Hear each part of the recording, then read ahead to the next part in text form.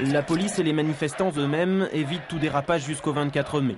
Ce soir-là, 5000 personnes longent le Rhône, des barricades se dressent, l'affrontement est direct. 23h40, un camion de 12 tonnes est lancé sans chauffeur vers les forces de l'ordre. Le commissaire Lacroix tente de le stopper, il est renversé, mais 68 vient de faire sa première victime. Et un jour de juin encore, l'homme qui n'avait pas cédé foulait à nouveau, après 4 ans d'absence et de combat, le sol normand, tout brûlant encore des feux du débarquement. Bayeux, première ville délivrée, accueillait de toutes ses voix françaises le fugitif d'hier qui revenait en libérateur. À Strasbourg, le général de Gaulle, en compagnie de M. Jefferson Caffrey, ambassadeur des États-Unis, est venu commémorer l'anniversaire de la délivrance de l'Alsace. Et devant une foule immense, le général a exalté l'amitié franco-américaine. La grève des pêcheurs. À Concarneau, qui fut toujours le grand centre de pêche en Bretagne, rien ne va plus.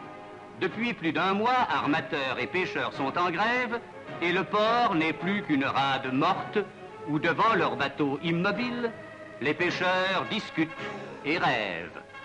Problème, les agrès, les filets, les réparations atteignent des prix tels qu'ils ne permettent plus aux armateurs et aux pêcheurs de gagner leur vie. La cloche de la criée reste muette devant des entrepôts fermés.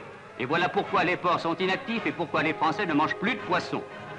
C'est aujourd'hui que se déroulent sur les coteaux qui bordent la Marne champenoise les vendanges du fameux vignoble qui produit le non moins fameux vin de Champagne. Des joyeuses bandes de vendangeurs cueillent ces grappes banales qui seront demain, comme on disait naguère, rois des vins et vins des rois. Chaque jour, des spécialistes retournent ces quelques 18 millions de bouteilles.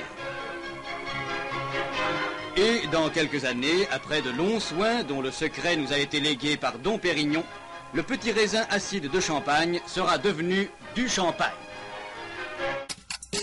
Depuis quelques jours, la France, avec la pile G1 de Marcoule, qui est en passe de devenir l'un des plus importants centres atomiques d'Europe, produit de l'électricité d'origine nucléaire. L'augmentation progressive de la puissance de la pile G1 a permis en effet de commencer à produire la quantité de vapeur nécessaire à fabriquer de l'électricité dont on peut fixer la production à 5000 kW. La France est donc le premier pays de l'Europe continentale de l'Ouest à produire de l'électricité à partir d'une centrale atomique.